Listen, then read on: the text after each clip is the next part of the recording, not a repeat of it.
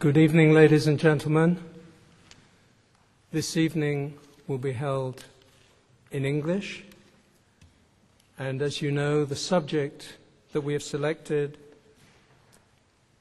Israel, the Jews, and the Sunni-Shiite conflict, has turned out to be even more topical than when it was originally envisaged before the recent conflict in Gaza.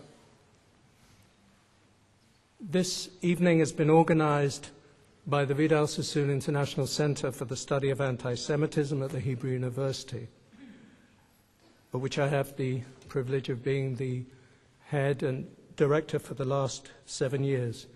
And before we begin, I would like to thank all the members of our small but dedicated staff, beginning with Ruchama Roth and Sarah Grosswald, for the extraordinary efforts that they put together to ensure that so many of you could come this evening and hear tonight's speakers. I would also like to make a few comments about the reasons for selecting this particular topic before I introduce the esteemed and eminent members of this panel. We are now at the beginning of the year 2009. We are 30 years on from the Iranian Revolution of 1979, one of the most dramatic and important events of the last century. We are one day after the inauguration of a new American president, an Afro-American president whose middle name is Hussein. We are just a few days after the end of a 3-week war between Israel and Hamas in Gaza. And it seems to me one doesn't need to be a prophet to know that this year, 2009, may well turn out to be a very fateful year in the history of the Middle East, of Israel, of the Arab world, of the Jewish people, of America, Europe, and indeed the rest of mankind. We are obviously at a very important crossroads.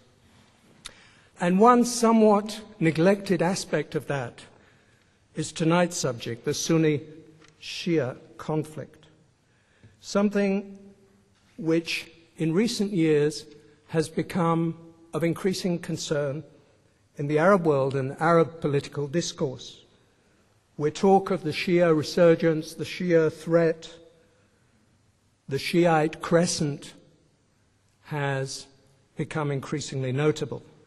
As you know, the largest, and in fact, the only fully Shiite state in the Middle East today is Iran, and Iran is in all of our minds. But in recent times, something unprecedented also happened, which others will elaborate on. For the first time, an Arab country, namely Iraq, has also come increasingly under some form of Shiite control. That too is a matter of considerable significance. I do not intend to go into, perhaps Professor Lewis may do so in his very succinct way, into the origins of the Sunni-Shiite conflict, which goes back to the days of early Islam.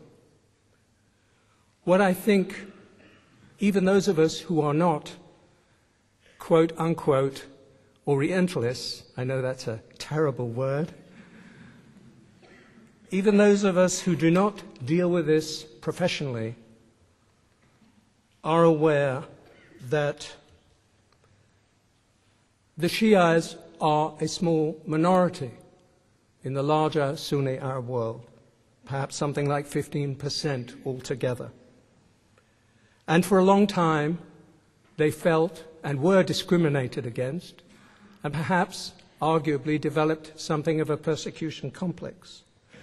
But these days may increasingly be over, as there has been a noticeable rise in the influence, the weight, and importance of Shiite communities, notably in Lebanon. And we have seen, since the Iranian Revolution, a galvanization of a peculiar kind of Shiite radicalism with a messianic edge, something which particularly needs to preoccupy us in Israel, and it's one of the reasons why we have attached to the title of this evening's proceedings the issue not only of Israel, but also of the Jews. This is something, of course, that belongs closer to my own speciality as a historian, among other things, of anti-Semitism. And in the course recently of working on a book entitled A Lethal Obsession, which will be published later this year, I came to realize that there is also a distinctive version of Islamist anti-Semitism within the Shia world, whose nuances, although we probably will not go into them here in any detail, are worthy of consideration. The fact is that anti-Semitism is not unrelated to some of the geopolitical and strategic issues that will be discussed here tonight. For some obvious reasons, which in recent years have become increasingly graphic, the connection between the demonization of the State of Israel and of Jews more generally, the link with revolutionary radicalism in the Middle East, with terrorism, and with, in particular, Iranian aspirations to establish regional hegemony. I would even suggest, and I don't intend to develop this here at this point, but I would suggest that in some ways the kind of anti-Semitism that has come out of Iran, although it is not that original and it has predecessors and harbingers in the Sunni Arab world, is a kind of Trojan horse which has enabled Iran to win over some sections, certainly of Shia communities in other parts of the Middle East, some Sunni fundamentalist radicals, and more generally to obscure its own strivings for great power status and the spread, the export of the Islamist revolution. And yet cracks have appeared, and this is the immediate, as it were, cause of our discussing this issue. Cracks have appeared in that facade which were always there.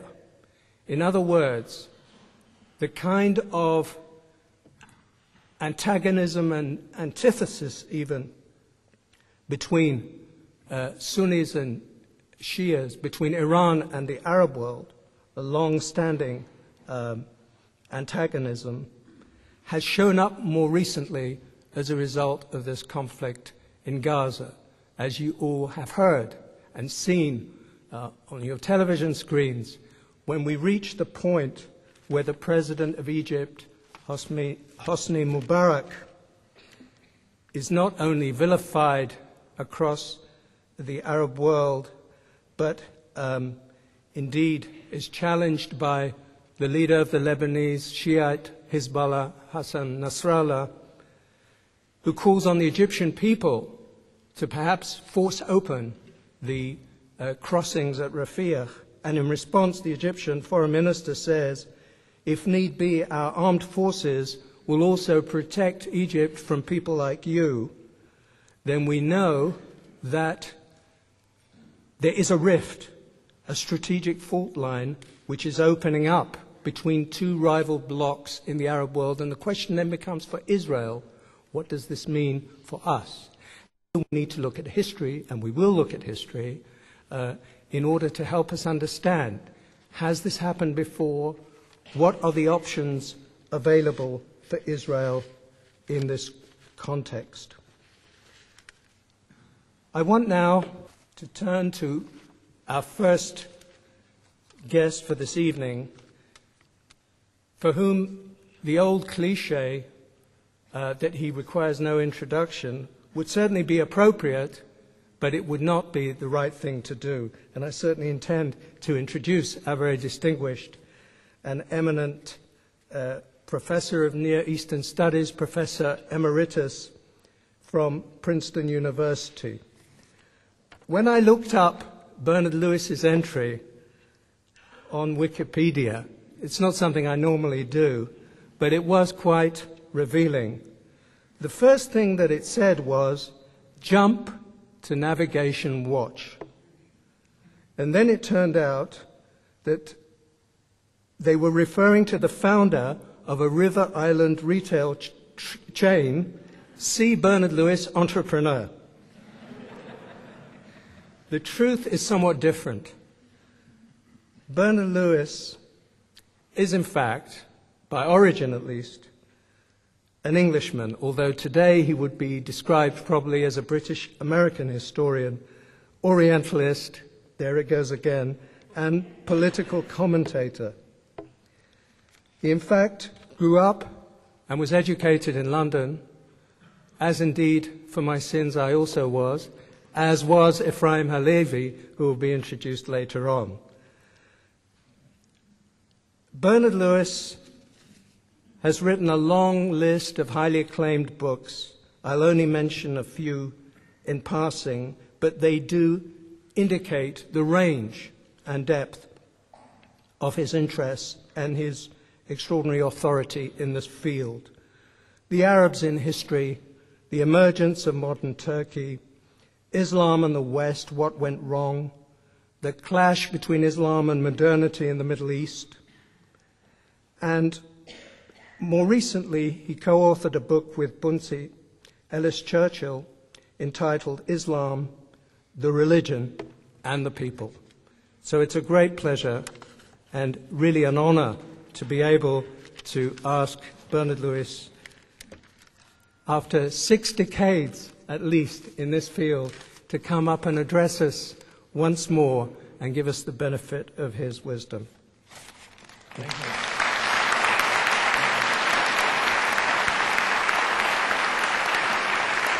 I was saying thank you, Mr. Chairman, for those very kind words. I appreciate them, although they will make my task a little more difficult. But as time is short, I'll get down to business straight away.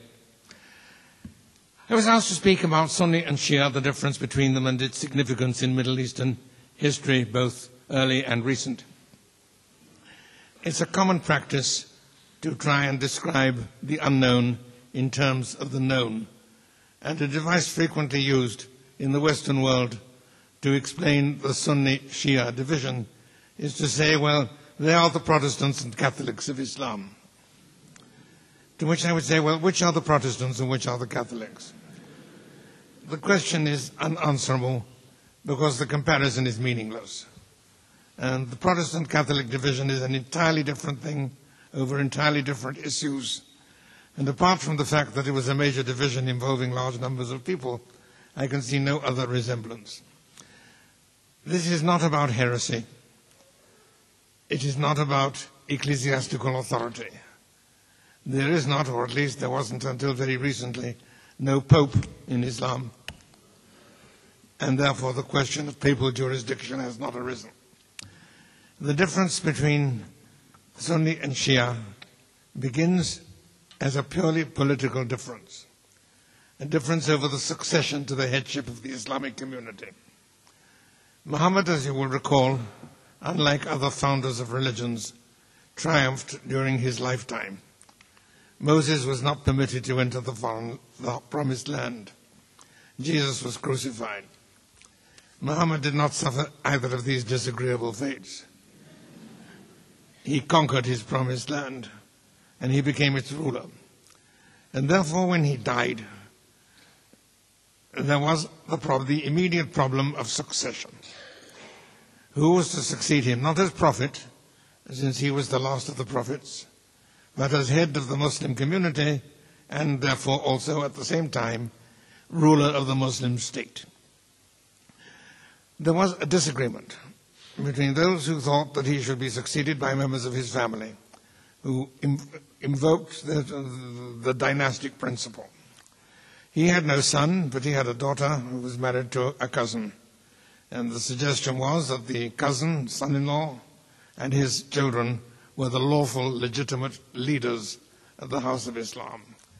They came to be known as the Party of Ali, in Arabic, Shi'atu Ali. They failed. The headship of the community went the other way to a form of election, and the heads of the Islamic world after that for a very long time were various dynasties of caliphs, the term used for the heads of the community. The Shia of Ali, to give it its full title, were the opposition, and they remained for a very long time the opposition within the Islamic world. Originally, as I said, a political, dynastic opposition, but naturally, over centuries, the experience of being the disprivileged, excluded opposition group has a formative historical effect. And Shia Islam developed, shall we say, different characteristics from those of Sunni Islam, the characteristics of an excluded, disprivileged minority, even at times a majority, but I'll come back to that point. Naturally, in the course of the centuries, other differences developed between them, not just the difference over the question of the succession. They developed differences of law, differences of practice, differences of worship, and so on, but nothing resembling the differences between the major sects of Christendom.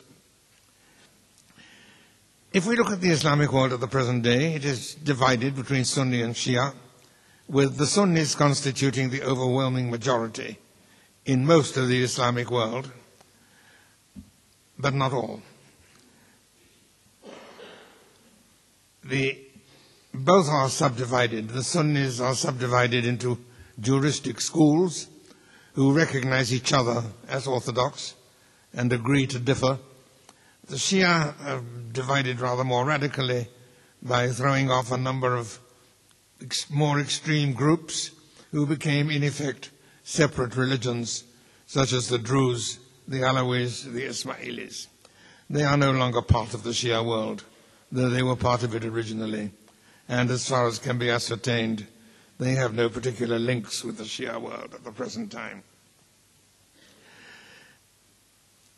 In most of the Islamic world, where the religion is overwhelmingly Sunni, the division between Sunni and Shia is not important. It's not a matter of public concern or even awareness. I remember being asked by an Egyptian lady of my acquaintance, not very well informed about her own culture and religion. She was reading something about Sunni and Shia, and she turned to me as a Middle East expert and said, "Am I a Sunni or a Shia?" She really didn't know, and I had to explain. Gaddafi, not long ago, remarked that he can't understand why we're making all this fuss about Iran. Iran is much less of a danger than Saudi Arabia. One understands what he meant, but Saudi Arabia is solidly Sunni, as is Libya, and Iran is Shiite. But that obviously was not a matter of concern to him. The Palestinians are overwhelmingly Sunni. There are Druze among them, but no Shia in the normal sense of that word. And as I said, where the population is solidly Sunni, it's not an issue. It's of no great concern. Where it matters is where the two exist side by side, or where the Shia predominate. Shia predominate in Iran. They have done since the early 16th century, when a Shia dynasty was able to seize power and turned Iran into a citadel of militant Shiism. It became the Shia world, and in a sense its identity was defined by Shiism, in contrast with the Sunni powers to the west, to the north, to the east, and to the south. And that has remained an important element of Iranian identity from the 17th century onwards, and more particularly of the ongoing struggle between the rival powers contesting the domination of the Middle East for centuries, the Shia Shahs of Iran and the Ottoman sultans to the west. These, as I said, were the rival powers contesting the region. In both cases, they had minorities of the other faith. In both cases, those minorities were suspect and persecuted. Not persecuted primarily because of religion, but rather because they were seen as enemy agents, or at least as potential enemy agents. Where the situation becomes really difficult, and that is what we are mainly concerned with at the present time, is where you have Sunni and Shia populations mixed. And that is true of a number of countries in the region. And where this becomes a particularly painful and difficult situation is where you have a situation which I can only describe by borrowing a word from Irish history, where you have a Sunni ascendancy. In Irish history, the term ascendancy is used to describe the many centuries during which Ireland, a country of which the vast majority of the population is Catholic, was nevertheless ruled by a minority of Protestants who held all the positions of power, authority, and profit. You had a similar situation in much of the Middle East, and more particularly in Iraq, where at some point, we don't know exactly when, the Shia became a majority. And it would seem that they have been a majority of the population of Iraq for many centuries.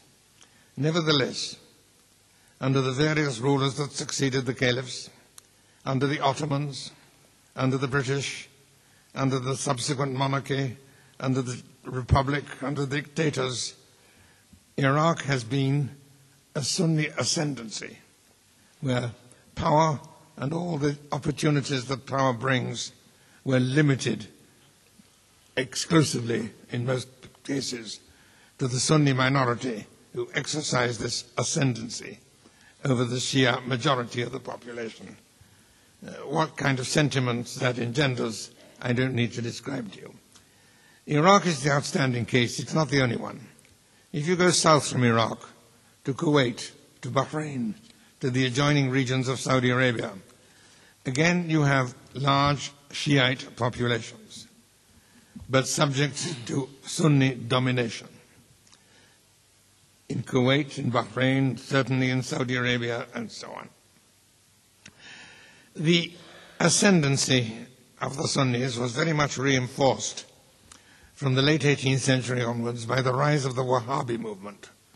Wahhabism is a particularly militant, radical form of Islam, very, very Sunni, which became the official faith of the Kingdom of Saudi Arabia. The Wahhabis take a particularly negative of the Shiites, sometimes even insisting that they are not true Muslims at all, that they are renegades, and unless they adopt Sunni Islam, they must be subjected to the penalties which Sharia prescribes for renegades. They didn't usually take it that far, but that's the theoretical position of the Wahhabis. Now we have, since the Iranian Revolution, a new situation. As I said, Iran was a Shiite stronghold, but surrounded on every side by Sunni powers, it didn't constitute much of a threat to the Sunni world. This changed with the Iranian Revolution, which, like other revolutions, like the French and the Russian revolutions, had an enormous impact over the whole world with which they shared a common universe of discourse. One could see this palpably. The term revolution is very much used all over the Middle East. It is the only generally accepted claim to legitimacy. But mostly by revolution, they mean what might be more accurately described as a coup d'etat or a putsch. I give you the French and German terms. English happily has no equivalent. This is something different. This is a real revolution, a massive change, a shift in the entire situation of power in the country. And like the French and Russian revolutions in their day, with an enormous impact all over the world where they shared a common universe of discourse. That is to say, the Islamic world, including the Sunni Islamic world. I remember visiting on a lecture tour the religious universities in Indonesia, a solidly Sunni country, not long after the Islamic Revolution. And they had pictures of Khomeini hanging on the wall in the student dorms.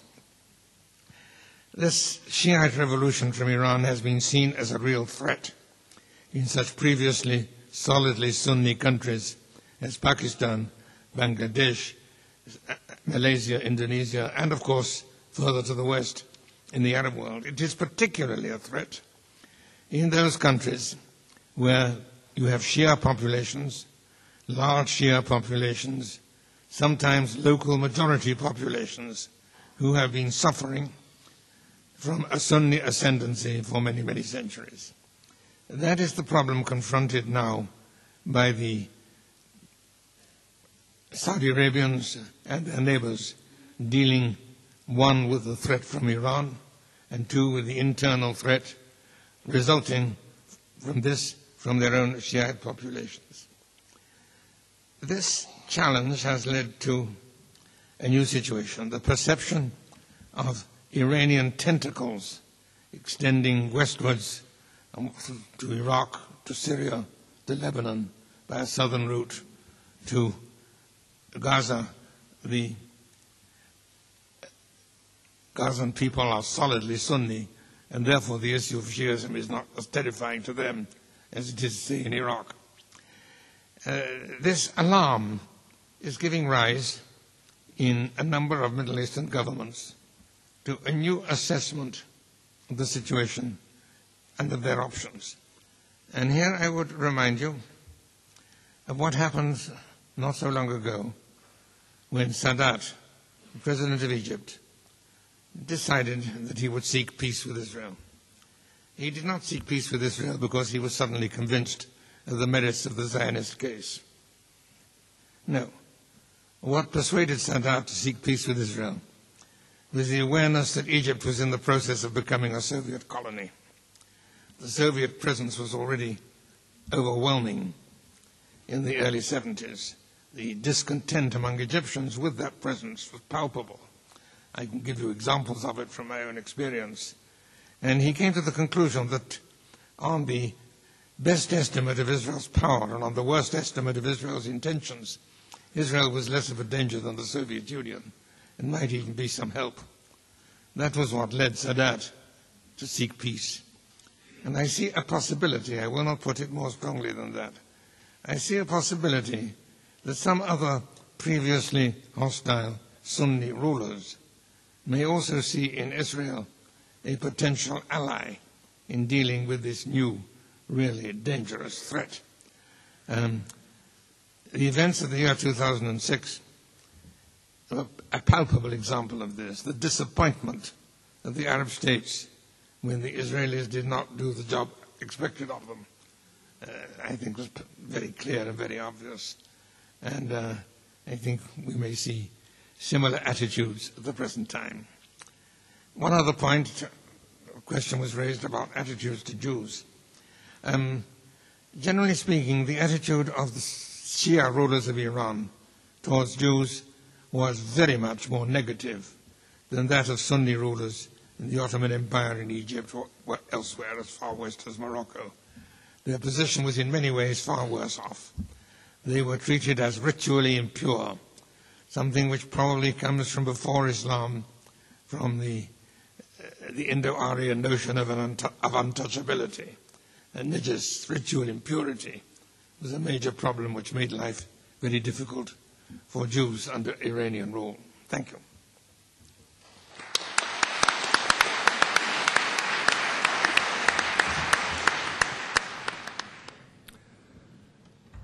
Thank you so much, Bernard, for such a wide-ranging panoramic view of this Sunni-Shia divide over the centuries. At the end of your remarks, I suddenly recalled something you had written in a book called The Jews of Islam many years ago, in comparing the situation of the Jews in Persia with that of the Jews in the Ottoman Empire.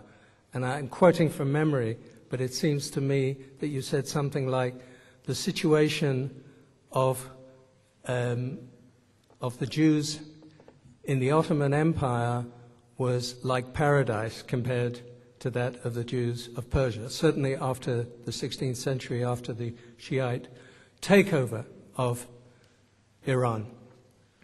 Our second speaker, whom it's my privilege to introduce, is Ephraim Halevi.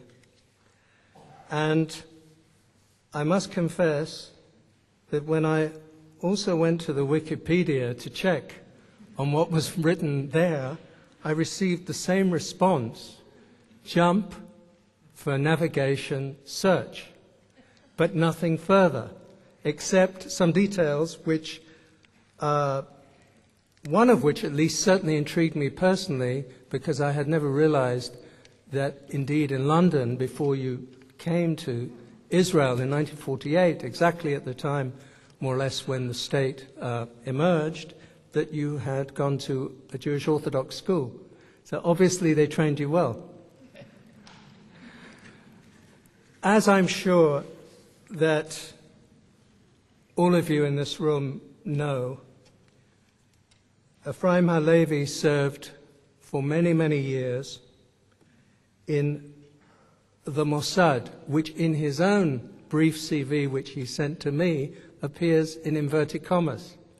I'm not quite sure what that means, whether the Mossad is even more shadowy than we would assume, but he has had a spectacular career,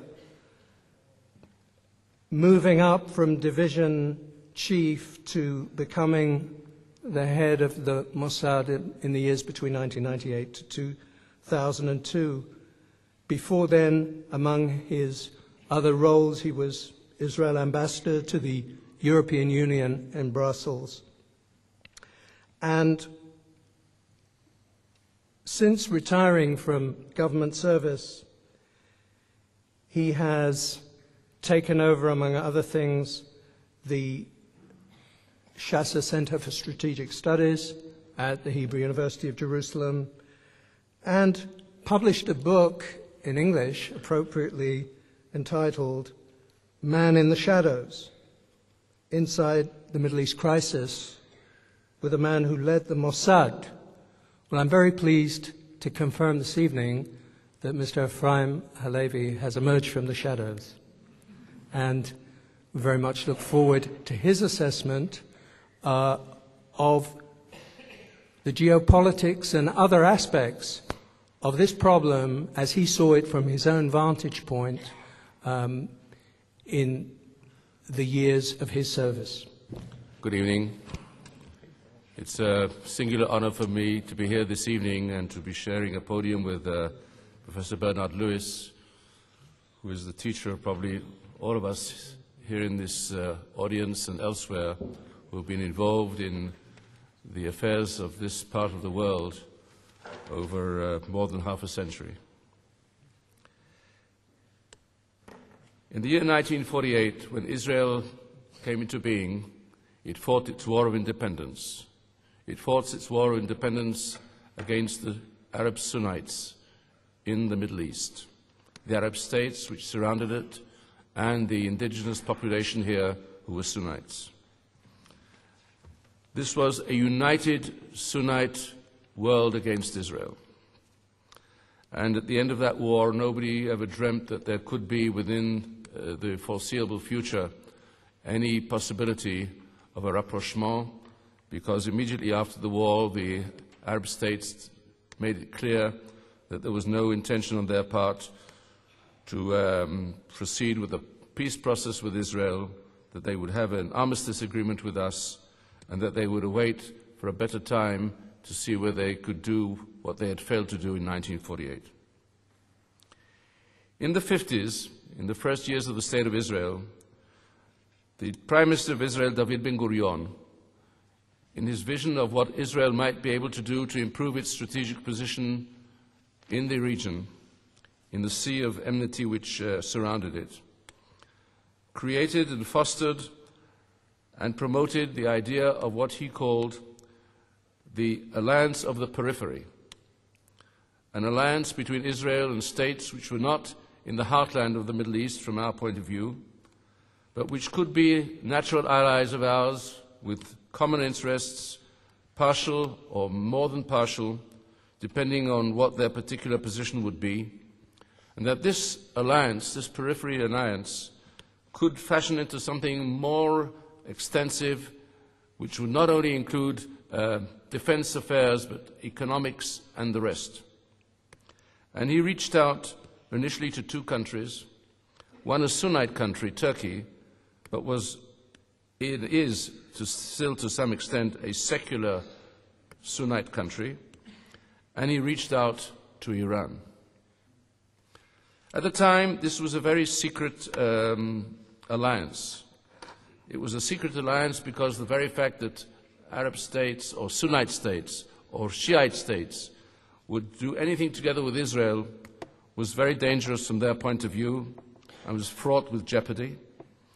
And I recall that in 1956, 53 years ago, when I was president of the National Union of Israeli Students, I traveled to several international conferences representing Israel at the height of the Cold War, on the eve of the Sinai campaign and on the eve of the events in Poznan and the uprising in Budapest, and attended a conference among other places in a place called Ceylon at the time, now Sri Lanka, and tried to fly back to Israel through Bombay, where we had a consulate, but missed my plane, which was an Air France bi-weekly flight, and therefore was marooned in India without any possibility of continuing.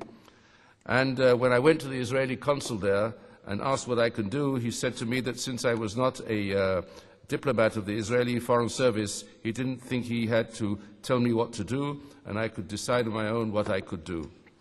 So what I did was I looked at the possibilities of flights, and I saw Tehran on the map, and I thought to myself, since I knew there were weekly flights from Tehran to Tel Aviv, I would fly to Karachi, and from there take a plane, a Pakistani plane, to Tehran, and from there take a plane to Israel, not knowing that when I got into Karachi, the first thing that was done at the border was that my passport was confiscated, and I was more or less detained, and then put on a plane to Tehran, a small two-engined plane with 9 stops on the way. And when we reached Tehran, I was taken off the plane and put into a detention cell and told I should wait there until such time as the authorities there would decide what to do with me. This was a predicament that I did not expect. I had no previous experience in these affairs, and I waited for several hours until somebody approached the door of my cell and opened the door and walked in and sat across me, looked at me, gave me his hand, shook my hand, and said in Hebrew, "Ma shlomcha, how are you?" To which I said, "Mitsuyan, excellent." I didn't know whether to take him bona fide or not, since I had read a few spy novels in the past. And after a short conversation, it was obvious to me that I was talking to a genuine Israeli. And after 10 minutes, he said to me, "Do you have $50? And I said, "Sure, I have a $50 note." He said, "Give me a $50 note. That's what it will cost you." And he took the $50 note, and he went away, and he came back, and he brought back my passport to me, and he gave it to me, and he said, "I've arranged for you to have a flight in a few hours' time, and you will fly from Tehran to Tel Aviv." And that was my first meeting with Yaakov Nimrodi, and it was also my first brush with the Mossad. The relationship between Israel and Iran flowered into something much more extensive, as I said, than simply a defense and an intelligence link. It became a very important element of Israel's economy. We not only bought oil from Iran, we constructed, in the years to come, a very, very significant pipeline from Eilat to Ashkelon, which, by the way, operates today, but in a different direction. It goes from Ashkelon to Eilat, for obvious reasons. and we supply oil to certain countries east of us, rather than being a recipient from oil which was then east of us. But nevertheless, we developed a very, very large relationship with Iran, which was a Shiite country, but I believe, at the danger of being called out by Bernard, I would say it was more a secular Shiite rather than a religious Shiite regime of the Shah. And we also added to this two other countries. One was Ethiopia, which was a Christian country at the time, led by Emperor Haile Selassie. And we had a latent partner to this, a Sunnite partner, who for many years also maintained a big veil of secrecy over themselves, and has afterwards came into the limelight, came out of the shadows, and that was Morocco. So suddenly we had this periphery which stretched from the Atlantic till the Persian Gulf, and it looked a very, very promising alliance. We thought it was a very good alliance. We could rely upon it for all intents and purposes. However, two things happened in the 70s, or three things happened in the 70s. The one was, as you probably know, that we had the Yom Kippur War, which was a war of various aspects to it. But amongst other things, the Yom Kippur War created probably the greatest divide we had with some of the non-aligned parts of the world. And it created a crisis, a very serious crisis, with some of our colleagues and members of the periphery. And had not we reached the point where Sadat decided, as Bernard said, to change course and to seek an accommodation with us, we would have been in very bad shape. But as you know, in 1977, the results of an effort which had been quite intensive in the years before that, there was the initiative, the Sadat visit to Jerusalem. We had the peace treaty with Egypt. We felt we were really riding high. We had a peace treaty on the one hand, and we had a periphery on the other hand, and then came Khomeini and the revolution. And that, of course, changed everything. It changed everything because not only did we lose Iran, but Iran became our implacable enemy. And as we looked further for various means of dealing with the issues in the region, we realized that after the initial breakthrough of Egypt, we would not have a similar event within the years to come, because Egypt immediately was ostracized in the Arab world. Actually, it was more or less ostracized in the Arab League for 10 years, if you remember.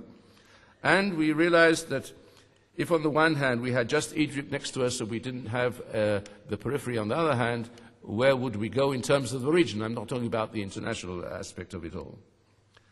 And we were lucky or unlucky, whichever the case may be, to have to contemplate what happened then in the 80s, which was the 8-year war between Iraq and Iran. And the basic problem was for us, with whom should we side? Should we side with the Sunnites, or should we side with the Shiites? And in the Israel defense establishment, there was a very, very serious debate about this, whether we should be on the one side or on the other side. However, when we ultimately reached the final bottom line of this debate, we looked around, neither one side or the other side wanted us at all. Neither the Shiites wanted us to help them, nor the Shiites wanted us to help them. So the debate, in effect, was a moribund debate. But there was one event which did occur, which gave us an opportunity, a possibility, maybe to turn things around in a different way. And that was when, after the Iranians were involved in several aspects of the hostages who had been taken in Lebanon, American hostages and other hostages, and after we also lost our pilot Ron Arad in an operation in the north, in Lebanon, the question arose whether we could find an avenue to Iran and whether we could be useful in recreating some of what we had lost in the past by arranging for a very elaborate scheme in which Israel and the United States would cooperate secretly to give Iran weaponry, especially in the field of anti-aircraft capabilities, which would then be appreciated by Iran and maybe open the road to a possible renaissance of one kind or another of our relationship with Iran. Well, this didn't work for three reasons.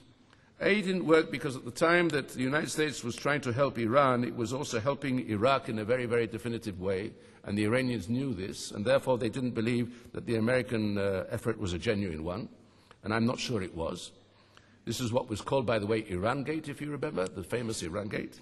Secondly, because the equipment which we supplied the Iranians, they claimed was faulty equipment. I'm not sure it was, but between you and us this evening, and please don't quote me, I'm not sure it wasn't.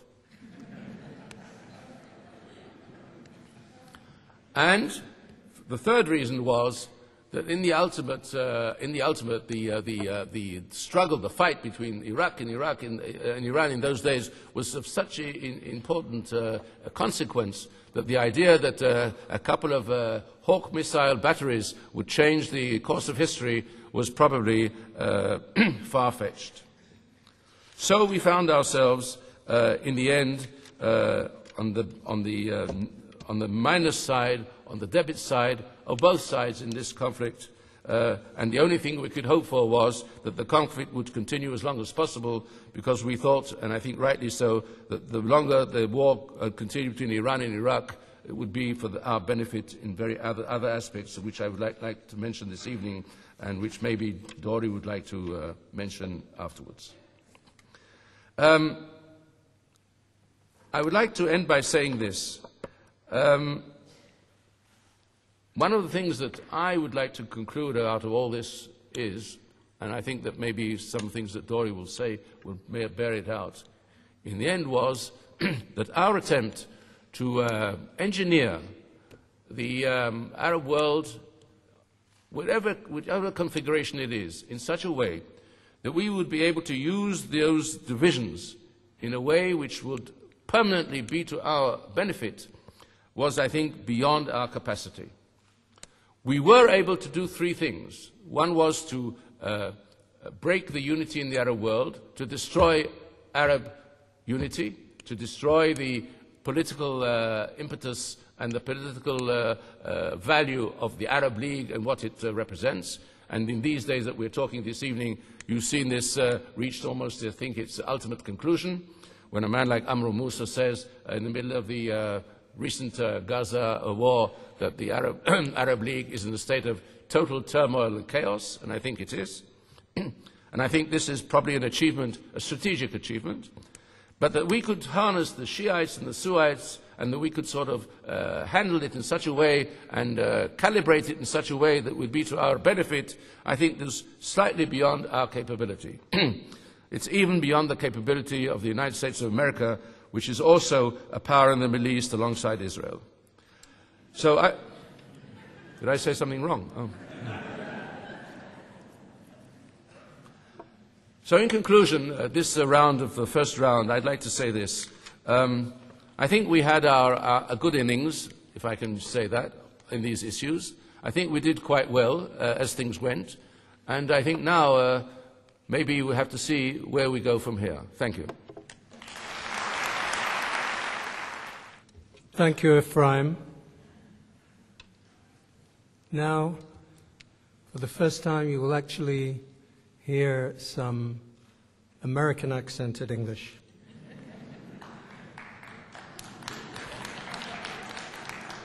I didn't know that that was so popular here, but there we are. Our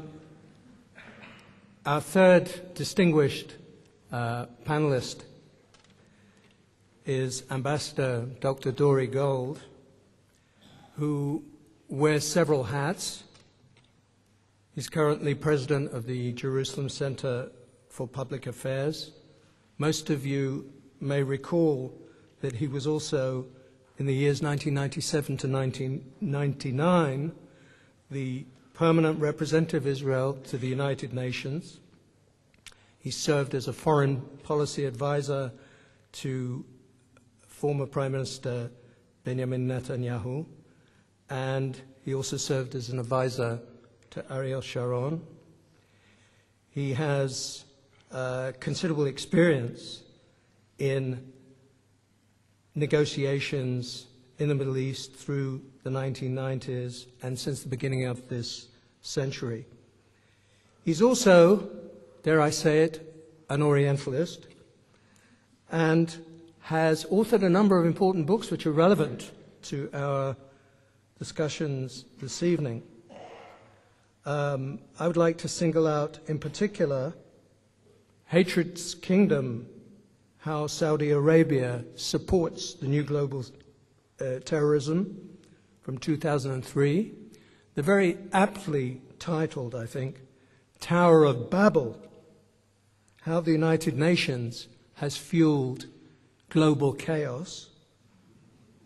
I wonder if the present Secretary General has read this book. He might be well advised to consider it.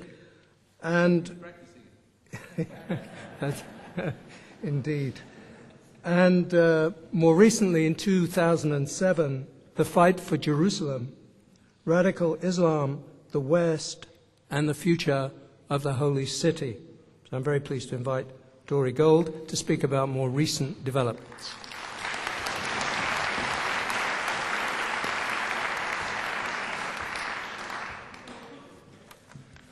When you mentioned my book, Hatred's Kingdom, what immediately came to mind was an old development.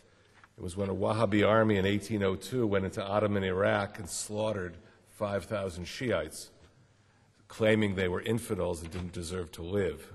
That was my first serious introduction to the Shiite-Sunni conflict in the little corner of Middle East studies that I was analyzing. Tonight's event is called Israel, the Jews, and the Sunni-Shiite conflict, which suggested to me a kind of question of where should we put our chips, with the Sunnis or with the Shiites? And there's a temptation, perhaps when you're confronted with this subject, to try and look into some of the subjects that Professor Lewis raised, such as the fact that a Jew touching an apple or any kind of food item gives it ritual impurity in Shiite Islam, but not in Sunni Islam. But is that how we should decide, on that basis, what our alliances should be in the Middle East? I tend to doubt it. In fact, Israel has confronted this question of where to put its chips in the conflict on repeated occasions, and Ephraim certainly surveyed a number of them. I'll go back a little bit into the history to go into the present very quickly. The fact of the matter is, when Israel has been confronted with this question of where its loyalties should be in this huge Middle Eastern question, it's really decided the issue on the basis of strategic circumstances and strategic interests, and not, how a Shiite mosque is different from a Sunni mosque, or whatever the particulars are of their religious practices. I think that one of the first moments where we confronted this question was in the First Lebanon War back in 1982. Because as you remember, the First Lebanon War involved Israel confronting a Sunni-led bloc in Lebanon and supporting the Lebanese Front, which at that time was mostly the Christian Phalangist armies and some allies they had. But when Israel went into Lebanon, it was fighting the PLO, which had allied itself with the Sunnis and the Druze, and the Shiites celebrated our arrival. In fact, many people in our Ministry of Defense at the time were thinking about maybe we had an opportunity to create an alliance with the Shia of southern Lebanon against the PLO Sunni Druze bloc, which was our adversary at the time. Well, the idea of the alliance and working with Amal didn't quite work out, because that kind of moderate direction and that direction in the Shia community in southern Lebanon, which embraced Israel's arrival and Israel's defeat of the PLO, was quickly replaced because of the activities of revolutionary Iran, which even before the 1982 war decided to dispatch revolutionary guards to the Bekaa, to the area of Baalbek, and to create a new Shiite party that would compete with Amal, the older Shiite party, and that new party eventually became Hezbollah. And while the Shiites initially embraced us, once revolutionary Iran put down its stakes in Lebanon and gave money, weaponry, training, and a military backing of a Revolutionary Guard presence, the Shiite loyalties in Lebanon quickly shifted, and the Shiites became our primary adversaries in a guerrilla war. So from being potentially aligned with the Shiites at the beginning of the war, we were fighting the Shiites for the next decade or more. Ephraim Halevi also mentioned the Iran-Iraq war, which confronted us with this same dilemma. Do we go with the Shiites or do we go with the Sunnis? And the Sunnis were represented at that time by Saddam Hussein. And of course, we had revolutionary Iran under Ayatollah Khomeini, so which devil do you take? Now, as Ephraim Halevi said, there was a real debate. Questions came up. Saddam wanted to put up a pipeline carrying Iraqi oil to Aqaba. And there was some talk that he wanted reassurances that Israel wouldn't bomb the pipeline. So that's a decision, albeit somewhat indirect, to go with the Sunnis. And of course, Ephraim mentioned the Iran-Contra affair, which of course included the question of selling weapons to Iran, which is what Iran wanted in trade for hostages, arms for hostages. But it also involved an evaluation of whether the successors of Khomeini, in particular Rafsanjani, could become a potential partner with Israel. Big mistake. Rafsanjani, of course, was one of the people who promoted some of the worst terrorist attacks in the 1990s, from Argentina to Khobar Towers. So, in any event, this choice was a choice we had to make. The confrontation had become an armed militant confrontation between the Sunni world and the Shiite world. And now we're facing, again, the same choice. And the question is, how are the present circumstances different from those previous instances that we coped with? Right after 9/11, we had no thoughts about trying to work with the Iranians. The Iranians have been going from bad to worse. But we also had a serious Sunni problem, because what 9/11 revealed were that the sons of those Wahhabis who went into Karbala in 1802 had gone into the World Trade Center. Most of the hijackers in 9/11 were Saudis, surprisingly to many people who never thought of Saudi Arabia as a state supporting terrorism like Libya or Syria. And from our perspective here, back in the year 2003, if you wanted to find out who was the primary funder of Hamas, and this is at the time when we have buses blowing up with suicide bombers in the heart of Jerusalem, Tel Aviv, and elsewhere, the primary funder of Hamas in 2003 was Saudi Arabia. Maybe 50%, maybe 70% of the Hamas budget came from Saudi Arabia. So if we're forced to make a choice between Saudi Arabia, the empire of Wahhabism, and revolutionary Iran, there was no real choice to make. Well, some things have changed since then, and we should be aware of them. In 2005, a new president was elected in Iran. You might remember that the Iranian leadership is shared by the supreme leader, who is really supreme, and that's today Ali Khamenei, and the president of Iran. We had gone through two presidents, Rafsanjani, who was a smart pragmatist, who some people mistakenly called a moderate, which he wasn't, and Khatami, who in the end turned out to be extremely weak in comparison to the strength of Ali Khamenei. Khatami is voted out, is no longer running for office in 2005, and the mayor of Iran, mayor of Tehran, is elected, Mahmoud Ahmadinejad. And his election is described by people who monitor Iran better than I do as the second Iranian revolution. And there's a sense that the ideological vigor of the Iranian Revolution from 1979 is being renewed. That's the first big change that's occurring in comparison to the past. Second of all, in 2002, the Iranian opposition reveals to the world that Iran has been running, for at least a decade, a clandestine nuclear program. And we suddenly hear about places like Natanz and Isfahan, where the Natanz is the place where the uranium enrichment is occurring, and in Isfahan is the uranium conversion. And another place called Arak, where a heavy water reactor is being built. And it becomes clear as the confrontation between the West and Iran gets more clarified that Iran does not need nuclear energy, it needs nuclear weapons. So now we have a renewed Iranian revolution, a second Iranian revolution. We now have an Iran seeking to obtain nuclear weapons. And we have a president of Iran who doesn't talk about a dialogue of civilizations like Khatami, but he talks about wiping Israel off the map. And he doesn't say it once, he says it repeatedly. And he adds some more elements to it to give one a sense that the intentions on the Iranian side are looking more genocidal than they are just rhetorical. Now, what was remarkable this time, this round, in this confrontation between the Sunni world and the Shia and Shia Iran, are the reactions of the Arab states.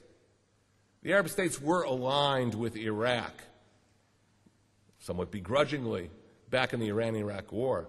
But now we have these incredible statements. King Abdullah of Jordan talking about a Shiite crescent beginning in Iran, stretching across a Shia-dominated Iraq, through Alawite Syria, and the Alawites had some kind of semi-recognition as being part of the Shia world, even if Professor Lewis would doubt their having much common ground, and of course arriving into Lebanon under Hezbollah. So all of a sudden the Arab Sunnis are talking about Shiite encirclement with the shifting balance of power. President Mubarak begins making comments about the loyalty of Shiites to Iran in the Arab world, not loyal to their Arab Sunni leaders.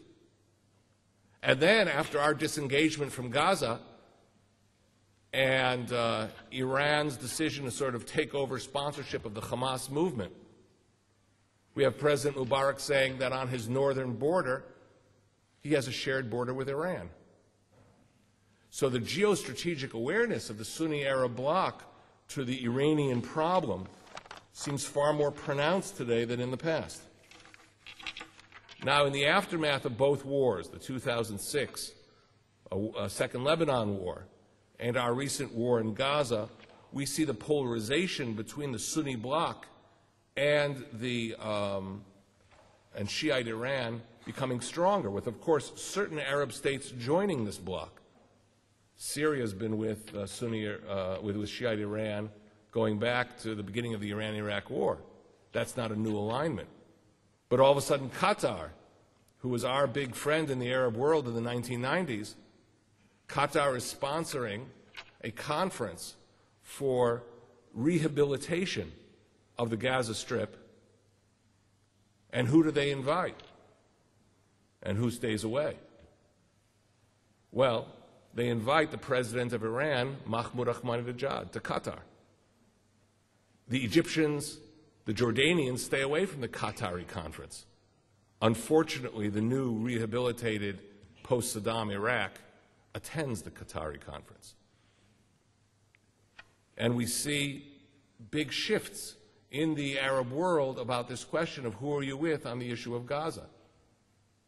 The Egyptians, on their part, invite the Jordanians to Sharm el-Sheikh with the leaders of the European states.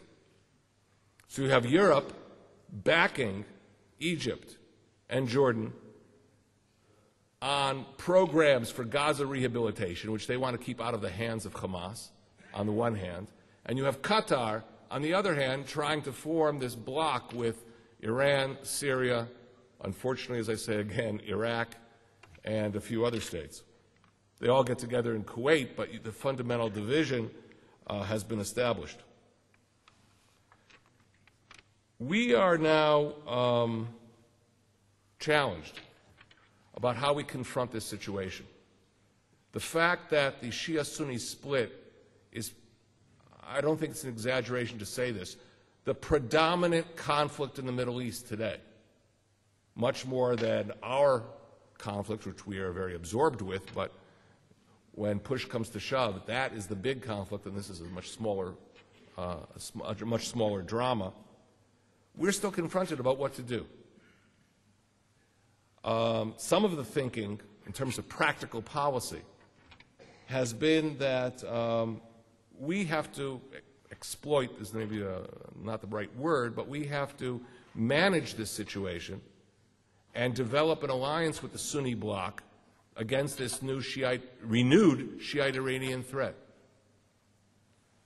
And one of the approaches, for example, put forward was our idea of going to the Annapolis Peace Conference back in 2007, so that we form the basis of a political dialogue, and that allows the United States to form a firmer bloc against Iranian expansionism. I had, frankly, several problems with that as a practical policy. I never understood why our political dialogue with the Palestinians or with any other Arab states is a prerequisite for Saudi Arabia to defend itself from Iran. What we do or not do in the peace process should be based on the merits of that peace dialogue if we have a peace partner with the Palestinians or anybody else. But certainly Saudi Arabia and the United Arab Emirates are going to have to defend themselves and deal with the Iranian problem regardless of what we do in our side of the Middle East. But nonetheless, some people envisioned at Annapolis a linkage between the two. And I think that linkage is mistaken. Now, I'm the last person who should necessarily take into account how an Annapolis process will affect the internal security of our Sunni Arab neighbors. It's their problem, it's not my problem. But I was struck, if we had gone ahead and made great strides in the peace process and actually worked out something, would full normalization of relations between Israel and Saudi Arabia serve the interests of the internal stability of Saudi Arabia? Or would that put the Saudis in an awkward position in the face of Iranian propaganda against them? It's something to think about. Now, in fact, what we discovered is that some of our attempts to move elements of our relations with the Palestinians forward can have the exact opposite results of what we're planning. Many in Washington over the last number of years, and especially today, say we have to deny the Palestinian card from Ahmadinejad. Therefore, it's important for Israel to make new concessions, to come up with new forthcoming proposals, even if nothing comes out of it at this point in time. And I'm certain that when Israel offered to unilaterally disengage from the Gaza Strip, someone thought that that would serve that interest. It would make it much more difficult for Iran to wage a propaganda war on behalf of the Palestinians, because here Israel unilaterally pulled out. And there's a logic to that one could understand. But ironically, the whole thing backfired. And I don't want to get into the whole question of disengagement, yes, no, that's a whole debate for another time and another place. But what essentially happened was that rather than creating a political initiative that denied Ahmadinejad the Palestinian card, what we ended up creating was an Iranian base next to southern Israel and next to northern Sinai. Instead of weakening Iran strategically, as some people thought it might, we actually strengthened Iran. Of course, this is said with, like a Monday morning quarterback after the event has occurred. But it's something to take into account as we do policy planning in the future. What sometimes seems to service interest A can end up servicing the exact opposite interest. And that's what I think happened in the case of Gaza. So we have this Shiite-Sunni conflict. We have the Sunni Arab states very concerned about any aspect of Iranian power in this part of the Middle East. We even have Sunni Arab leaders grumbling, why didn't Israel finish off Hezbollah? And today, grumbling, why didn't Israel finish off Hamas? So that is the situation we have to work with, and what do we do practically what policy choices should we make? And I'm just going to suggest one. I believe that in order to coordinate with countries that have been your adversary in the past, and may have an adversarial relationship with you at present, the last thing we should do is have a big international conference. We can talk to virtually any country in the Arab world. We can communicate with them. The communication on how to jointly handle the Iranian problem should be left to discrete channels. We have a lot to talk about. We have a lot we can do together. But I don't think we have to do these kinds of large ceremonial events that get you a good editorial in the Washington Post for a day, but don't get you much further than that. I'll stop here. Thank you very much, Dory Gold, for bringing us up to date to some of the more practical and sharply pointed challenges that Israel faces and the dilemmas. We're now going into a second round, a shorter second round, where some of the points that have been elaborated by each of our speakers can be addressed according to the inclinations of each of our panelists. I wanted to turn, firstly, if I may, to Professor Lewis, and to ask you, leading on from the conclusion we just heard, given the fact that some Arab Sunni states have indeed expressed, whether discreetly or semi-publicly, their regrets at the fact that Israel, so to speak, did not do their dirty work for them by finishing off or, in effect, paralyzing or dismantling what are, in their eyes, Iranian proxies. Do you think that it would be wise, particularly with regard to Egypt, where things are more obviously polarized, to attempt to take this any further? Do you see any precedents, for instance, looking back at some of the earlier episodes, going back to Sadat, after all, who broke with the rest of the Arab world at the time to make his peace treaty with Israel? Do you see anything that we could do in Israel, or perhaps the United States could do, which would indeed move the Arab Sunni bloc of so-called moderate states, Egypt, Saudi Arabia, Jordan, and strengthen it? Can we work with them? Are we into a new era? Are we at the beginning of a new era where for the first time in 60 years of history, whether you see the opportunity that Israel could actually develop a coalition, for the first time be part of a Middle Eastern coalition or not, and where are the pitfalls and the problems? Yes, obviously there are possibilities there, but I think the problem one has to bear in mind is that most of the governments of the various countries of the Middle East are extremely unpopular at home. They are repressive governments depending on constraint rather than on loyalty for their survival. There are some that depend on loyalty, but mostly do not.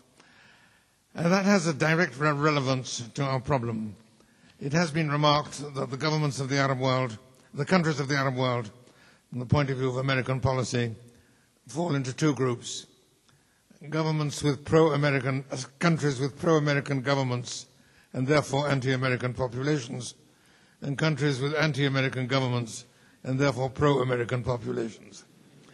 There is a lot of truth in that. The governments are repressive and for the most part disliked, if not detested.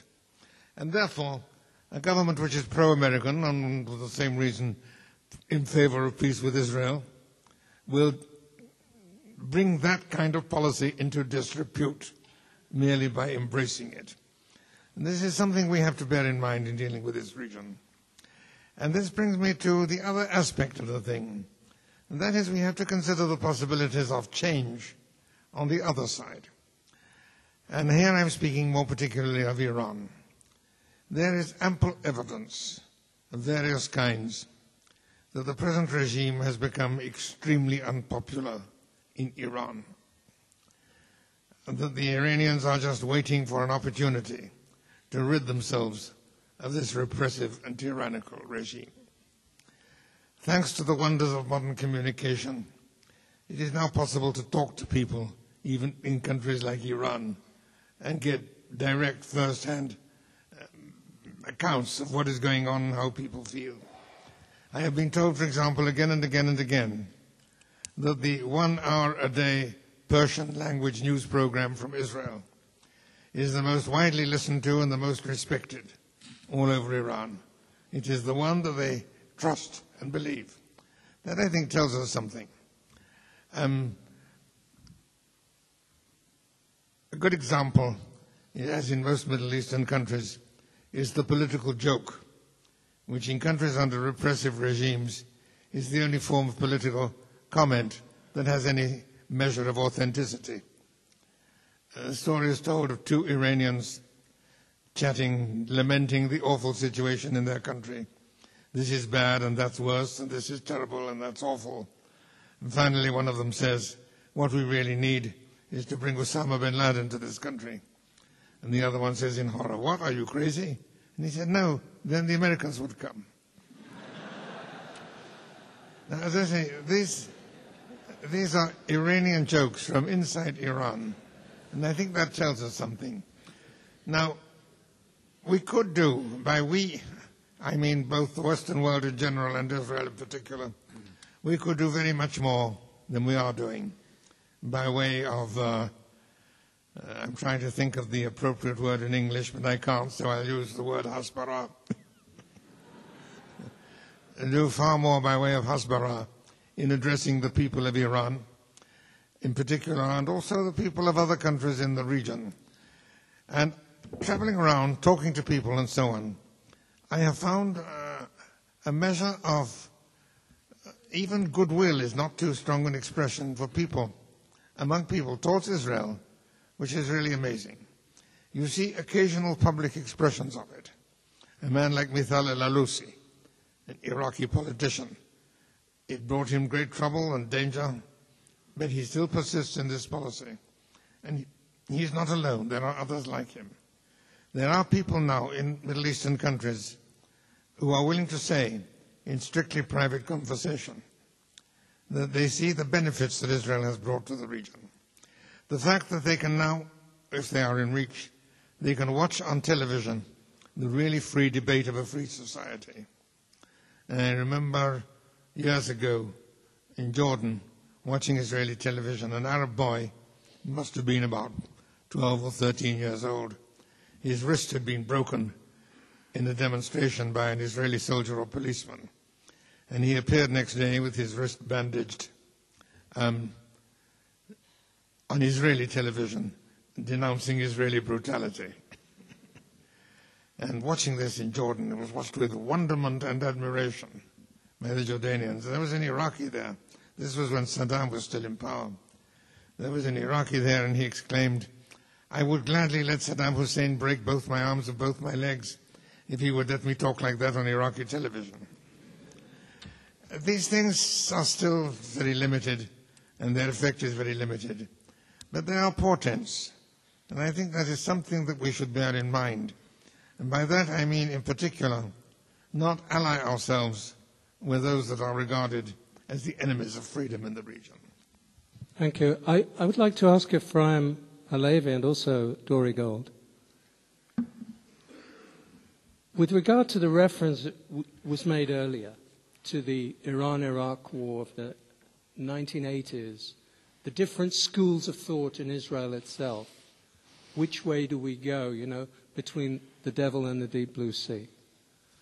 I wonder, what are the criteria, thinking also from the standpoint of today, by which Israel should determine such a question where you have choices such as those strategic choices that appeared in the 1980s, that appear in different circumstances today, where clearly one sees the limitations of the classic theory of the enemy of my enemy is my friend. I know, and you probably know this intimately from the inside, there were disagreements at the highest level within Israel about the question of Iran in the late 1980s, early 90s, whether Saddam was more dangerous, which I believe was Yitzhak Rabin's view, but I'm not sure about that, and that Yossi Beilin, of all people, took a very different view about that, and that even though there might be a short-term interest for Israel to encourage one particular power, if there are good reasons on other grounds, whatever they may be, not necessarily strategic, one should not treat that country as a potential ally. And I wonder from your own practical experiences whether both of you have any specific counsel or thoughts about the current situation from that standpoint. What are the criteria whereby Israel can navigate within these turbulent waters of Middle Eastern politics? I'm a pragmatist, and I don't want to say that there are fixed rules on this matter because a lot depends on circumstances at the time. But I would like to make the following comment in reply to what you asked, and also to say something in relation to what Doris said and even what Bernard said. I think we have to recognize that ultimately, if we want to reach a situation in which we could live or hope to live in peace in this part of the world, the major partner for this is the immediate world surrounding us, and this immediate world is the Sunnite world. And when we reached out in the 50s to the Iranians, we did it out of necessity and out of the impossibility of finding a suitable partner or a suitable ally in the Sunnite world. Once there is a viable partner in the Sunnite world, I think this has to take precedence over everything else. But there is one other point which I think has to be said, and that is something which I think emerges from what Bernard said this evening, and I think some of the experience that which we have encountered. I think that the Sunnite-Shiite divide is a very, very profound and deep divide. And I don't really believe that there is a possibility to reach a position or a situation where there will be a really genuine, long-term Sunnite-Shiite alliance of sorts. There might be tactical understandings. There might be tactical agreements for mutual aid. But I do not think that, for instance, one can say, just to take one example, that the Hamas, the Sunnite Hamas in the Gaza Strip are an Iranian satellite or Iranian pawn. This, I think, is a statement which makes it too easy for us. It's a very important, maybe, statement, Hasbara-wise, as you say.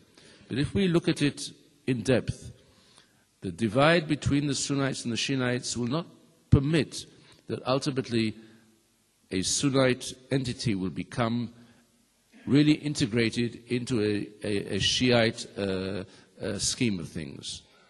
And by the way, there are many leaders amongst the Hamas today who have made it clear in statements of the last couple of years that the alliance they have with Iran is an alliance which gives them support, money, weaponry, training, you name it. But they do not consider themselves a satellite of Iran, and there are deep divides between them and the Iranians. The same, by the way, goes to the Syrians. especially the Alawite minority, but also the Sunnite majority in Syria, they are not Iranian pawns. They're doing all this, they're doing out of a necessity that they believe is a strategic necessity of the moment.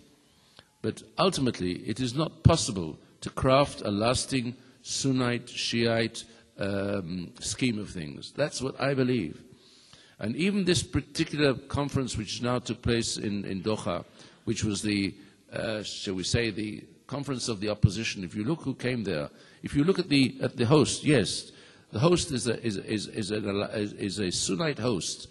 Well, Qatar is a country which has, I think, a population of 600, 700, 800,000 people, of which only a quarter are the indigenous population of Qatar. It's 200,000 Sunnites, that's all.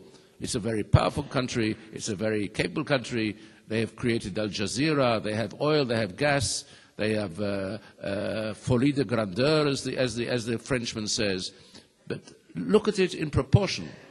And I don't believe even the Qataris see the way they have aligned themselves at the moment more than just a tactical move on their part for a variety of reasons, for which they play host to the Hamas, and they play host to a whole motley of opposition people, because they believe that by so doing they enhance their role of playing all kinds of political games in the Middle East of one kind or another, whether it's in Jordan one day, or it's on the Israeli-Palestinian issue on the second day, or it's on the divide with the Saudis on the other day. I mean, the hatred between the Qataris and the Saudis, both Sunnites, by the way, is phenomenal. But look at Saudi Arabia with, what's the population of Saudi Arabia, Dory? 20 million? 20 million Sunnites, or maybe not all Sunnites. There's a Shiite minority there. And 200,000 Qataris? But yes, they like to stand up to the Saudis and say, you know, we snub their nose. But they also know the limits of what they can do and what they cannot do. So I think it's always important to realize this. And my feeling is, and it'd be very important for me, I think, and for all of us to hear what Bernard has to say about this, that in the final analysis, it's like fire and water. The two cannot ultimately go together for any length of time.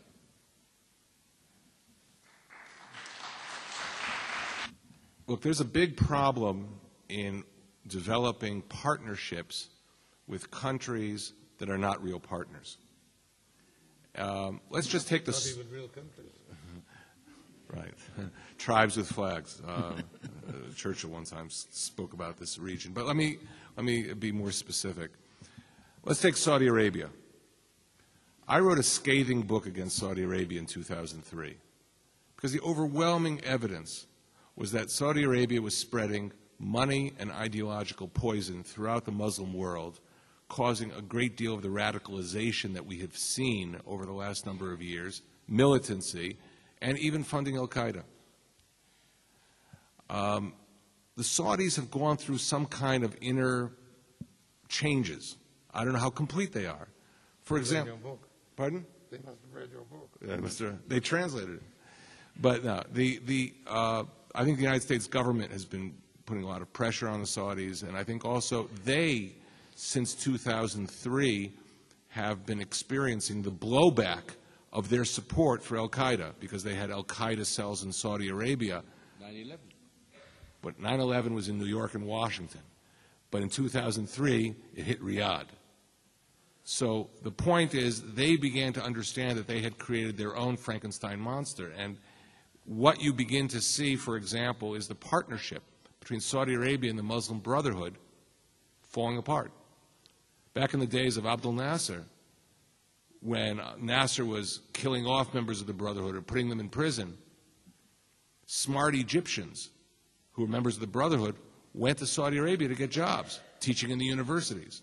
The same was true of members of the Brotherhood from Jordan and from Syria. So that Saudi Arabia was hosting the Muslim Brotherhood. Then it was sending members of the Muslim Brotherhood abroad, supporting its global charities. But all of a sudden, Prince Nayef, the interior minister, gives a speech a few years ago saying it was a strategic error to partner with the Muslim Brotherhood. Now, that has implications for us, because we all know that Hamas is the Palestinian branch of the Muslim Brotherhood. So that helps explain the beginnings of the divorce between the Saudis and Hamas going back to maybe 2003, 2004. But at the same time, while we see some of these positive trends and introspection in Saudi Arabia, the U.S. Department of the Treasury at the end of 2006 puts out a press release saying that two branches of a huge Saudi charity called the IIRO, the International Islamic Relief Organization, one branch in the Philippines and the other branch in Indonesia, have been directly funding al-Qaeda. That's 2006. That's 5 years after 9/11. So there's introspection. You have self-critical articles appearing in Saudi-owned newspapers. There's Saudi military action internally against their own domestic al-Qaeda. But there's some features of the old Saudi system that remain. So what do we do with Saudi Arabia? Here's where avoiding a public embrace becomes very important. Maybe you can work quietly with Saudi Arabia, but you have to monitor their progress. If you have a big celebration with Saudi Arabia, you might get a lot of good newspaper coverage inside of Israel and maybe in some American newspapers as well. But you also might be adding legitimacy to a regime that hasn't yet finished its internal reform. And that would be a mistake. That would ease the pressure off them. And that would cause them perhaps to even go into a relapse in their behavior, which is why I'm an advocate of, let's call it diplomacy in the dark rather than diplomacy in the light in a case like Saudi Arabia. So when you have to evaluate whether you should, how to deal with these very complex situations, don't go into these public types of diplomatic initiatives which just may backfire on you down the road. Well, this audience has been very patient, and now your patience will be rewarded because we have close on half an hour for questions. One warning, word of warning, or not so much warning, but request. When you ask your questions, there are two microphones on this side, that side. Please observe the old adage of being short, sharp, and concise. And that way we can get in more questions. We'll take 3 at a time and then ask our panelists to respond. I see somebody's ready over there. I wanted to ask the question, what is the difference between Arab Shiism and Persian Shiism? And do you see a prospect of Iraqi Shiism, which is Arab Shiism, being dominated by Persian Shiism or vice versa? I would have a word or two to say about this. Persian Shiism has now many centuries' experience of domination. Since the 16th century, Shiism has been the dominant form of Islam in Iran. And their whole psychological experience during that period has been one of being the dominant group, while non-Shiites were the subordinate groups. On the other hand, in the Arab world, it was the other way around. So Persian Shiites and Arab Shiites have an entirely different psychological background. I think that's the most important difference between them. Add to that they are one are Persians and the other are Arabs. And what was very striking during the long war between Iraq and Iran, the Shiites of Iran did not rally to their Persian brothers, just as the Arab minority in Iran did not rally to their Arab brothers. Ari Rand.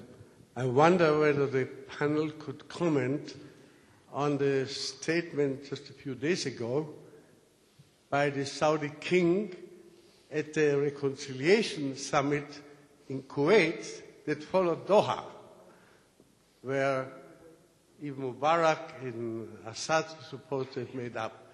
And the Saudi king said that the Arab Peace Initiative is still on the table, but it will not be there for long.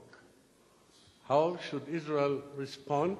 It has responded before the war in Gaza, and there were reports even today that the still Prime Minister Olmert, in a message to Obama, mentioned it.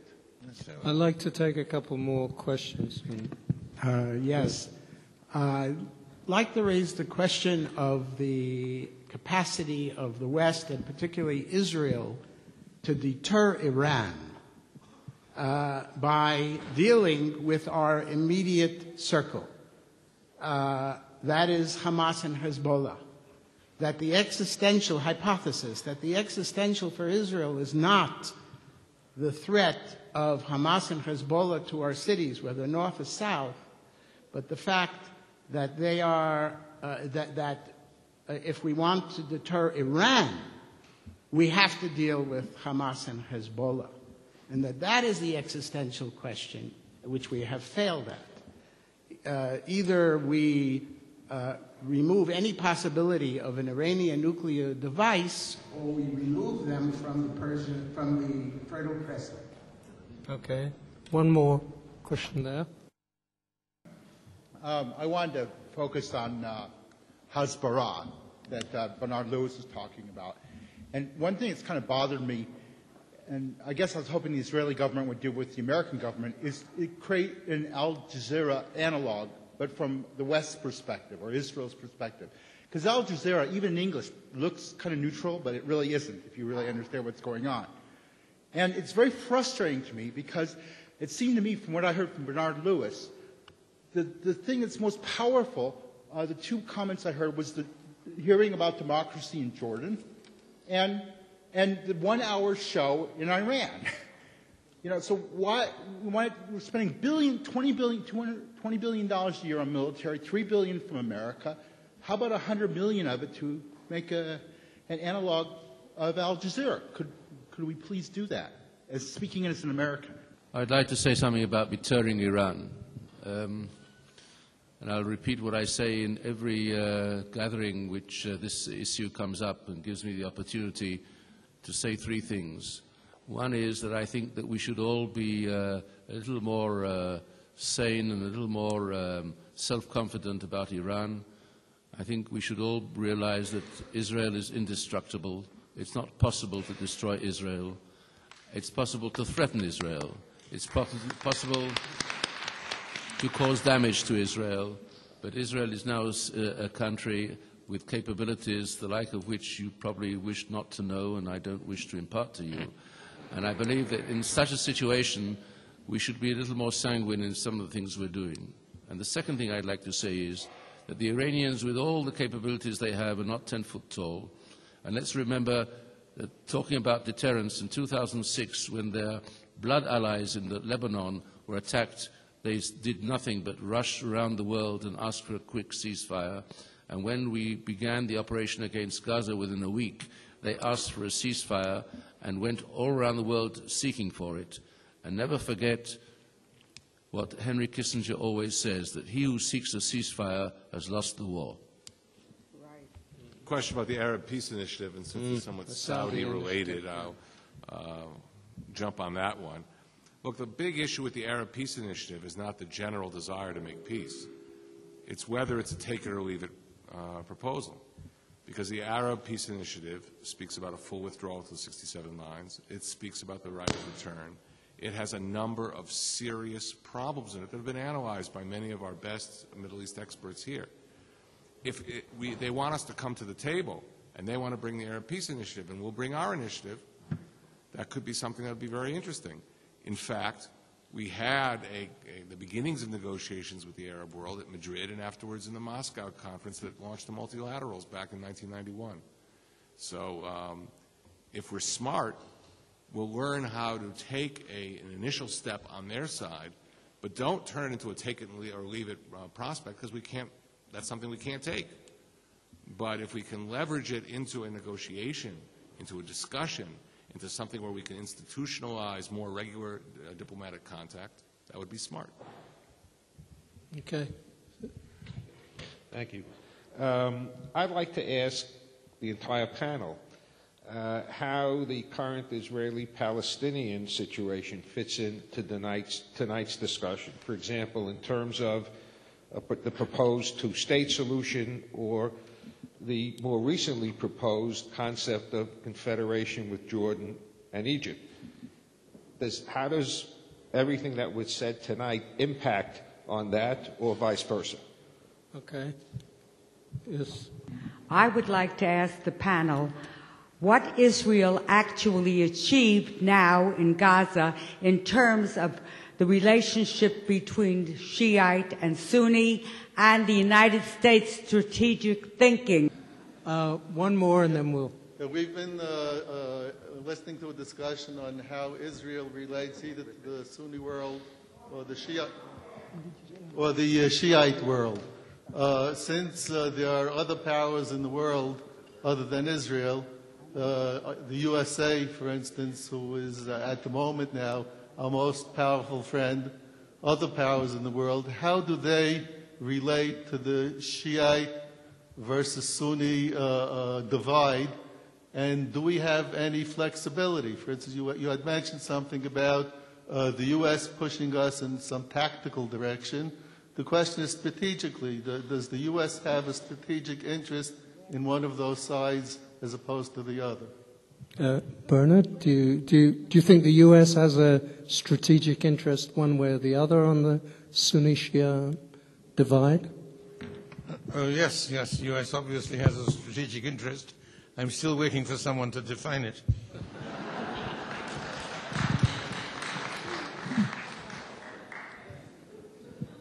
Well, that's a very concise answer. You know what it is. My question was because I would assume that Israel is not that powerful to buck all or some of the major powers, especially the U.S. The question is, does the U.S. have any interest, or whatever Israel wants, so let them do what they want? Yeah, Dory. Oh, you would like to have another go there? I think the point which we have to bear in mind is that for most of the governments of the Middle East, Israel is no longer what it has been for a long time, their principal problem.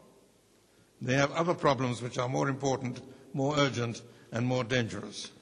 And their attitude to Israel, their policies towards Israel, will be determined by those other dangers and those other considerations. I think it's important to bear that in mind. What about the United States?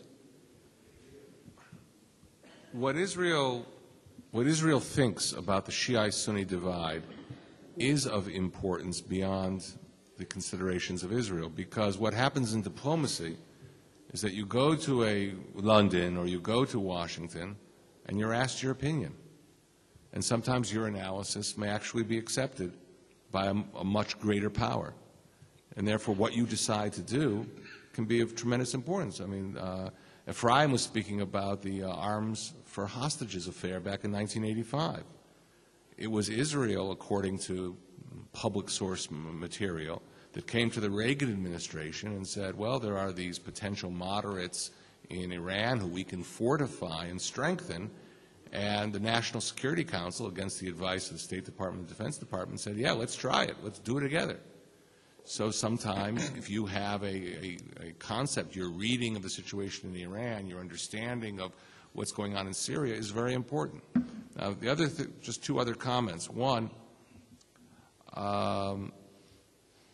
where does the U.S. stand on this whole Shiite-Sunni divide? For many, many years, the U.S. has stood where Saudi Arabia wants it to stand.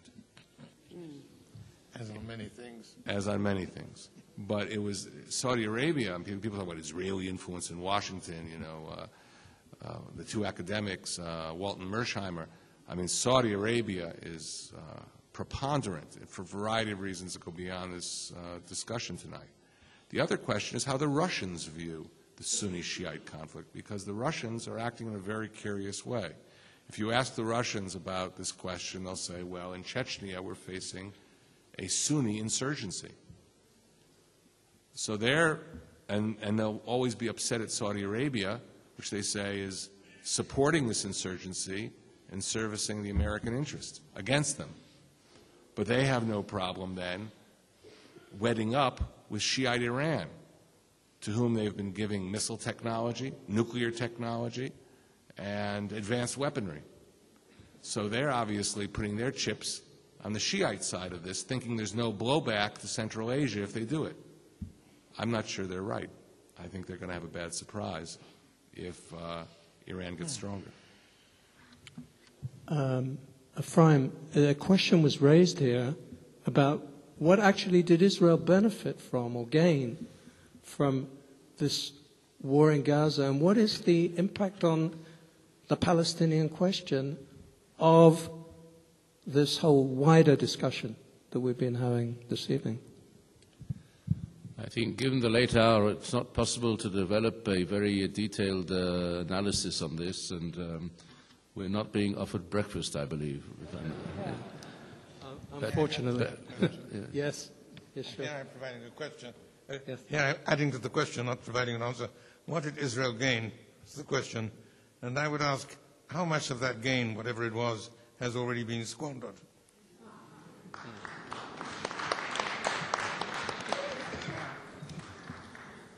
Well, I'd like to say that there are three elements that Israel has gained up to now in the war against Gaza. First of all, I think that the immediate threat which was there has been removed. For how long, I don't know, but it's been removed. Secondly, I believe that Iran has suffered a very severe setback because, once again, it's been exposed as being ineffective and incapable of doing anything to come to the support of its allies or its proxies in given situations of actual combat. And thirdly, I believe that what has been gained is that the countries now being led by Egypt, for the first time probably ever, have the opportunity to mount something very effective in terms of trying to stabilize a situation and have within the Palestinian camp an effective leverage on both sides within the Palestinian camp, I don't know whether in the end this will work or not. I think it's too early to say. But my view is, and I know that this is not a view shared by everybody, that ultimately for the Palestinians to be able to do something credible and useful, they will have to reach a point in which they will unite around a more moderate stand. When I say unite, I mean to say that all major factions will unite. I think this is not impossible. It's not impossible. And I'd like to draw your attention to a statement made this afternoon by Tony Blair, the former Prime Minister of Britain, who made a very, very strange statement in my view, and he said that the key issue now is who will unite around a two-state solution. He didn't talk about terms, about conditions. All of those who will unite around a two-state solution will be eligible to become partners in a coalition of sorts on the Palestinian side. For the last 18 months, leading Hamas people have been saying that in the given circumstances, they will accept a Palestinian state in what they call provisional borders of the 1967. Provisional borders. And they know, and this has been said in private, that this is a point of departure. They know that the 1967 borders per se will not be the final borders, the final provisional borders between Israel and the Palestinian state. I'm not saying that this is the redemption. I'm not saying that we can believe that the Messiah is here tomorrow morning. No. But things are happening, and we should listen to what people say. In my profession over 40 years, the most important thing I learned and the most important thing I practiced was not what I said, but what I listened to. And I certainly commend to you that the proportion between talking and listening should be 80-20. Very good.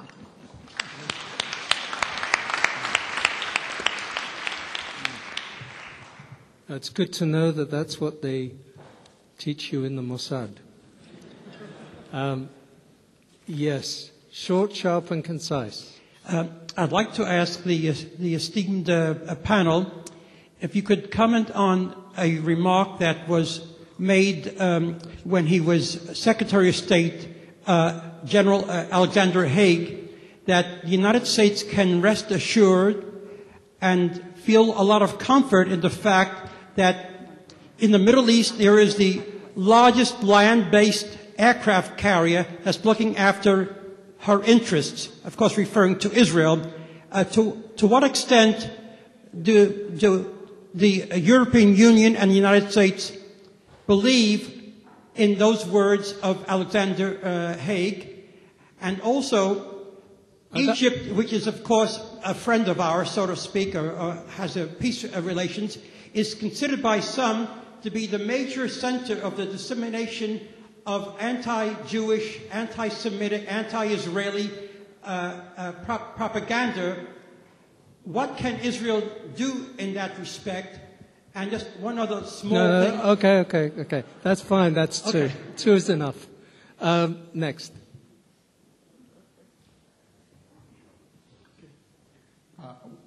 What are the implications of your analysis tonight on how should Israel approach the Arab League or the so-called Saudi claim? Okay, one more question. I was hoping to ask the panel, I understand that, fundamentally the Sunni-Shia collaboration is oil on water, but I was hoping that you'd be able to expound upon when do the forces of Shiism and Sunnism, when do they converge?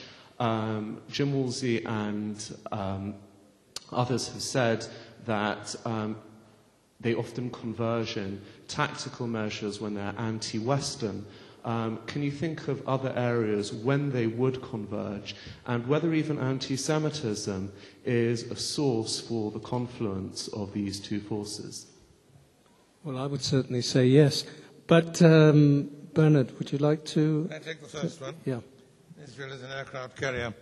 That is a statement which dates from the time of the Cold War, when there was a global confrontation between two rival superpowers, the United States and the Soviet Union, and the Middle East was an extremely important area where the two met in conflict, and the role of Israel was consequently important.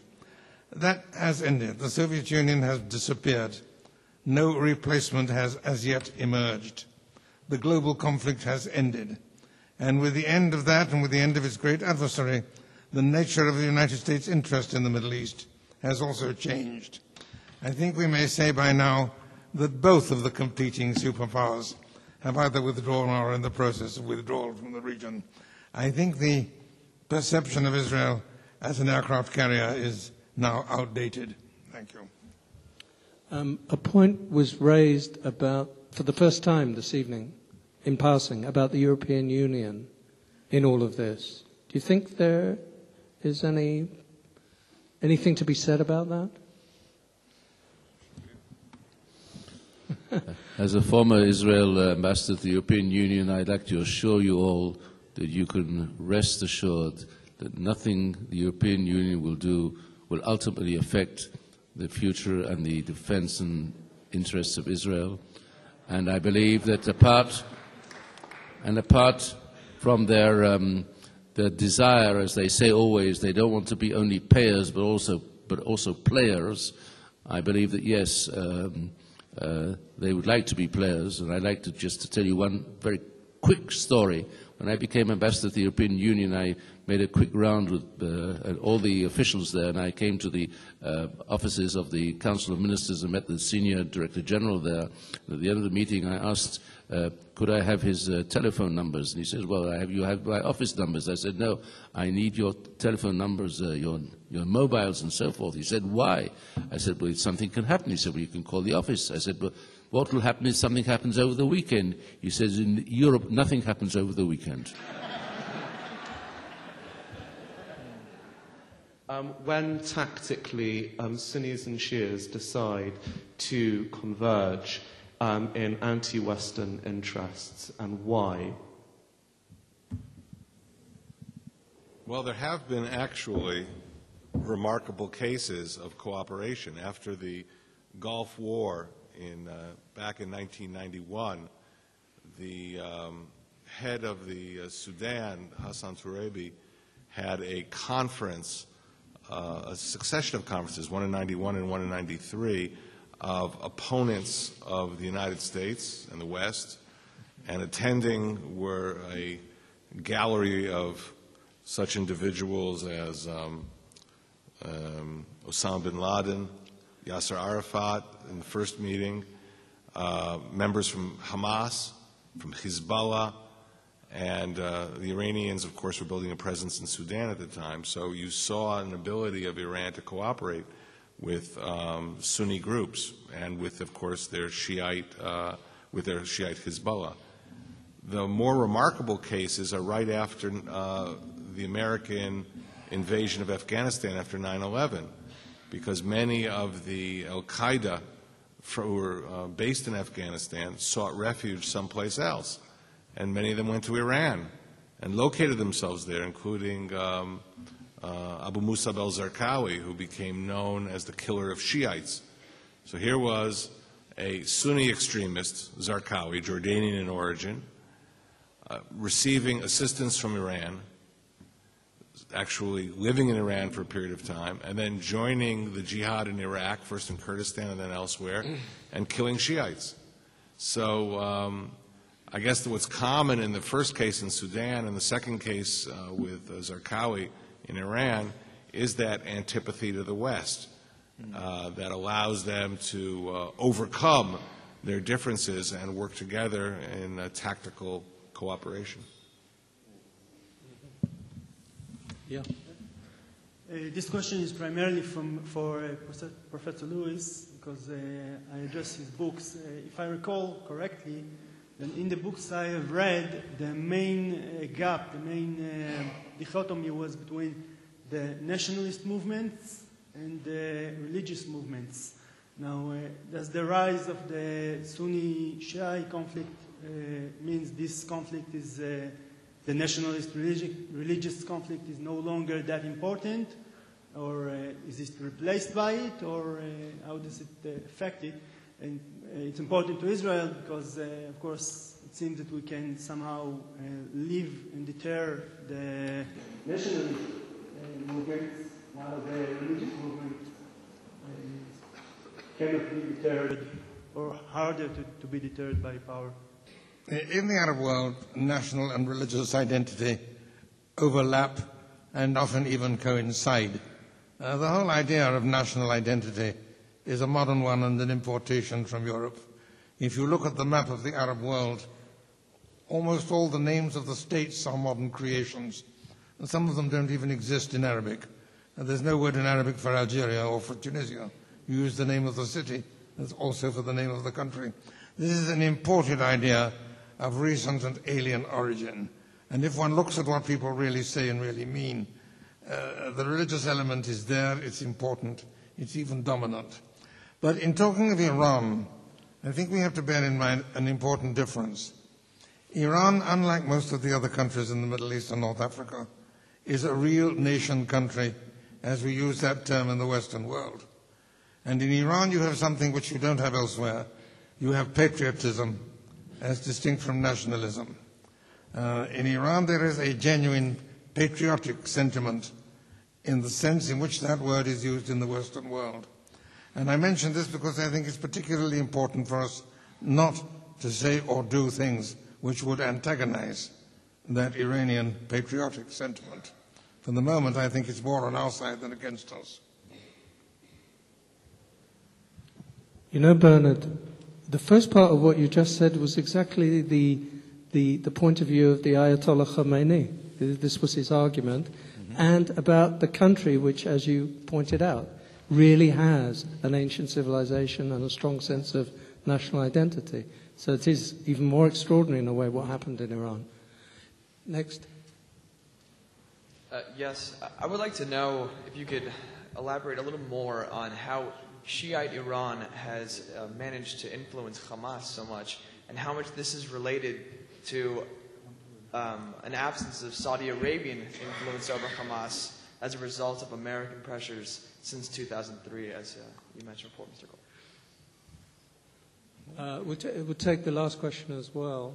It's actually related. Does the Sunni-Shiite conflict come in between the terrorist groups themselves? I mean, will Al-Qaeda be more sympathetic to Hamas, for example, as a Sunni or Wahhabian group, as opposed to Hezbollah or other radical Shiite groups?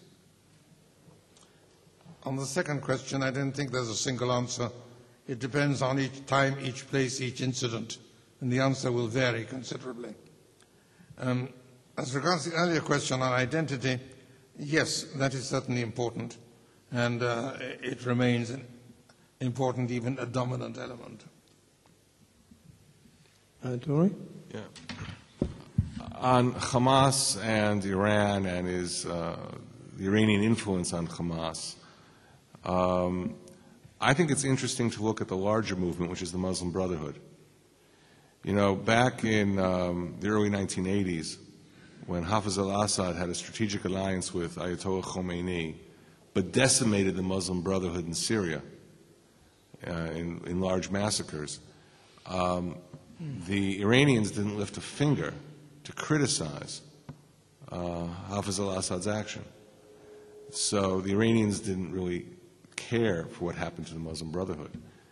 We saw a very important change in 2006 because the Muslim Brotherhood in Egypt came out in support of Hezbollah and Hassan Nasrallah, which was a big shift. By the way, the Wahhabi clerics in Saudi Arabia were coming out against Hezbollah, so you had a division there. Look, the Hamas are not puppets of Iran, but over time, if you're getting money from Iran, if you're getting military equipment from Iran, and if Hamas operatives leave through the tunnels on the Philadelphia route and fly to Tehran for training with the Revolutionary Guards, all that has to have a net impact of some kind of loyalty that's developed. Now, Fatah exploited that, and I remember at some point after the 2006 elections in the Gaza Strip, Fatah demonstrators calling Hamas Shiites. They're not Shiites. And they didn't mean that as a compliment. Yes, but they are not puppets, but they are under they're incredibly dependent, and they're under influence, and that influence has only grown. On the evening of the Annapolis conference in 2006, the question arose, where would Syria be? And Syria initially decided not to go to Annapolis and was going to organize an anti-Annapolis conference in Damascus. At the very last minute, the Syrians decided to go to Annapolis, and they were present there. And I don't want to go into the questions why they did this or not. That's not the point. And suddenly, the anti-Annapolis initiative was seeking a venue. And the Iranians stepped in and said, let's have the anti-Annapolis conference in Tehran.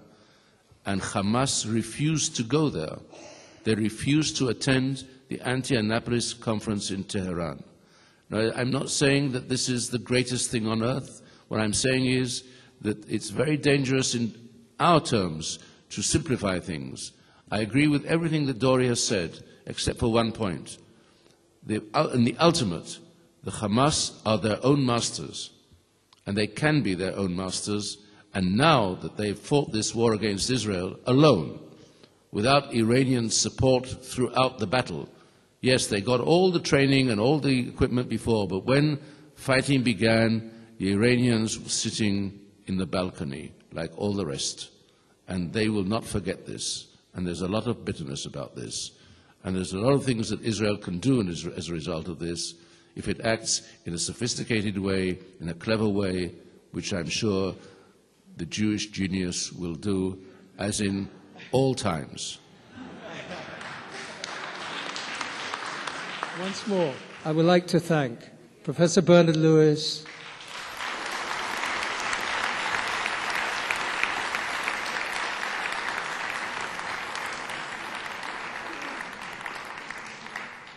Ambassador Dori Gold,